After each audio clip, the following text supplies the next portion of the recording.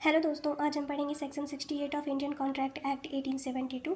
सबसे पहले इसे हम एक एग्जांपल से समझने की कोशिश करेंगे, उसके बाद हम बेयरट की लैंग्वेज भी रीड करेंगे। लेकिन इसे समझने से पहले ये जानना जरूरी है कि जो सेक्शन 68 है वो स्पेशली उन लोगों के बारे में बात करता है जो कॉन्ट्रैक्ट करने में इनकेपेबल है। हम कह सकते हैं कि कॉन्ट्रैक्ट नहीं कर सकते, जैसे कोई माइनर पर्सन हो गया जो कि 18 ईयर्स से कम का है, या कोई अनसाउंड माइंड पागल पर्सन है, वो कॉन्ट्रैक्ट करने में इनकेपेबल है। सेक्शन 68 स्पेशली इन्हीं के बारे में बात करता है। चलिए इसे एक एग्जाम्पल से समझने की कोशिश करते हैं।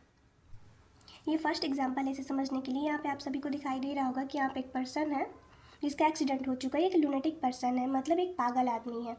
एक्चुअली में क्या होता है, रोड क्रॉस करता रहता है तभी इसका एक्सीडेंट हो जाता है। तो यहाँ पे जो ये पर्सन है ये खड़ा हुआ है, ये इसका एक्सीडेंट होते देखता है तो इसकी हेल्प करने के लिए क्या करता है, इसे लेके जाता है, उठाता है, हॉस्पिटल में एडमिट करवाता है और इसके ट्रीटमेंट में जितना भी कुछ खर्च होता है वो सब कुछ ये पर्सन ही पे करता है।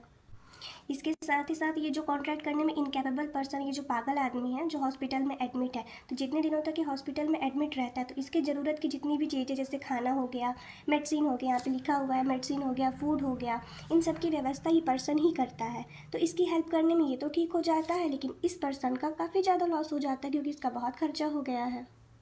तो कॉन्ट्रैक्ट एक्ट का सेक्शन 68 यही बात करता है कि अब इस पर्सन का राइट है, क्या राइट है कि इसका जितना कुछ भी खर्चा हुआ है इसको एडमिट करवाने में, इसके ट्रीटमेंट में, इसकी हेल्प करने में, तो ये पर्सन इस इनकेपेबल पर्सन से, जो कि पागल आदमी, डायरेक्ट तो पैसा नहीं ले सकता है। लेकिन अगर इस पर्सन के पास, मतलब ये जो इनकेपेबल पर्सन है, इसकी कोई प्रॉपर्टी है तो इस प्रॉपर्टी से इसका, इस पर्सन का जितना भी खर्चा हुआ है इसके ट्रीटमेंट में, उसे रिकवर कर सकता है, उसे वसूल कर सकता है। इस पर्सन से डायरेक्ट तो नहीं ले सकता, लेकिन अगर इसकी कोई प्रॉपर्टी है तो उससे वसूल कर सकता है।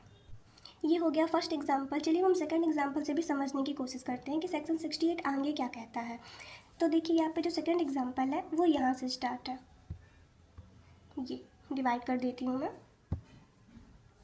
यहाँ पे भी आपको एक पर्सन दिख रहा होगा, ये पर्सन भी इनकेपेबल पर्सन है। ये इनकेपेबल मतलब क्या है, ये भी अनसाउंड माइंड पर्सन है, लूनेटिक पर्सन है।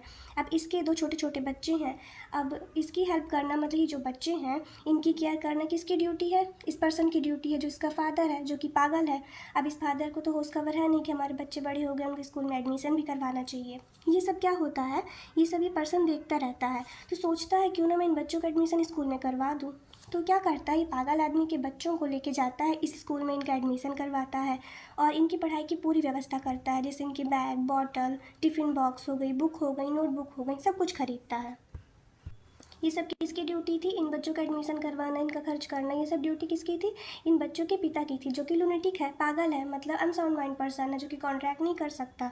तो ये पर्सन जो इन बच्चों की हेल्प करता है, तो इसका जितना कुछ भी खर्च इन बच्चों की पढ़ाई में हुआ है, तो इस इनकेपेबल पर्सन, मतलब ये जो इन बच्चों के पिता हैं जो कि पागल है, इनकी प्रॉपर्टी से वसूल कर सकता है, रिकवर कर सकता है जितना कुछ भी इसका खर्चा हुआ।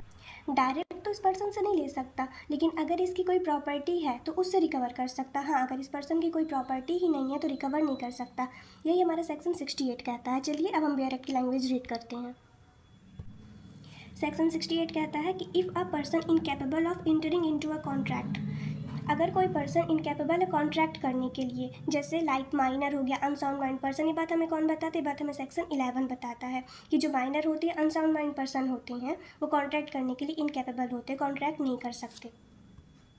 देखिए अब नेक्स्ट पॉइंट क्या कहता है, and if some person supplied necessaries to his life और हिज डिपेंडेंट लाइफ।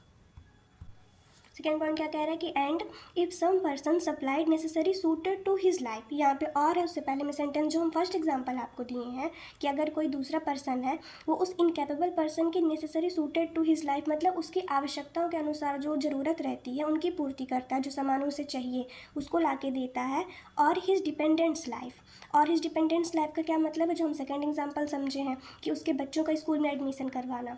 तो अगर कोई कॉन्ट्रैक्ट करने में इनकेपेबल है तो कोई अदर पर्सन अगर उस पर्सन की हेल्प करता है जो कि इनकेपेबल है, या फिर उस पर्सन की हेल्प करता है जो उसके डिपेंडेंट्स हैं, जिसके लिए वो इनकेपेबल पर्सन लीगली बाउंड है उनकी केयर करने के लिए, तो इन दोनों में से अगर किसी की भी हेल्प करता है तो जो पर्सन हेल्प कर रहा है वो उस इनकेपेबल पर्सन की प्रॉपर्टी से जितना कुछ भी उसका लॉस हुआ है, लॉस का मतलब ये है कि जो कुछ भी उसने खर्चा किया है उसे वो रिकवर कर सकता है, उसे वसूल कर सकता है। ये देखिए थर्ड पॉइंट क्या लिखा है, then he can get reimbursement from the property of that incapable person. तो जब इनकेपेबल पर्सन की हेल्प करे या फिर उसके डिपेंडेंट्स की हेल्प करे, जैसे उसकी वाइफ हो गए, उसके बच्चे हो गए, तो उस इनकेपेबल पर्सन की प्रॉपर्टी से वसूल कर सकता है। ये बात सेक्शन 68 कहता है। आज के लेक्चर में बस इतना ही। नेक्स्ट लेक्चर में हम section 69 Indian contract act cover करने की कोशिश करेंगे। प्लीज़ आप लोग उसे भी देखिएगा। अगर आपको ये एक्ट समझ में आया हो, ये सेक्शन समझ में आया हो, तो प्लीज़ आप हमें कमेंट करके ज़रूर बताइएगा। आज के लिए इतना ही। Thank you.